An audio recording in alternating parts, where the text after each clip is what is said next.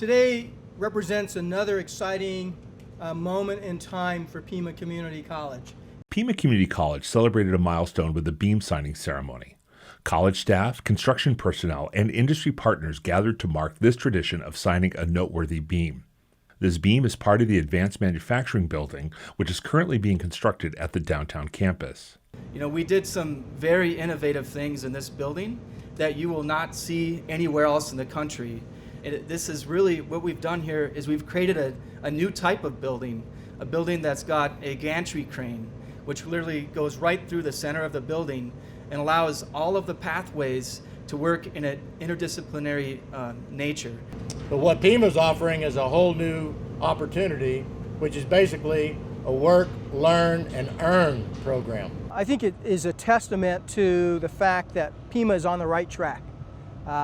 For so many people from different facets of our community to come together and recognize Pima's commitment to workforce development, economic development, this makes a statement with all these folks here today. This building is part of the Center of Excellence in Applied Technology. The building is scheduled to open in the spring of 2022. For more information, go to pima.edu/Centers of Excellence.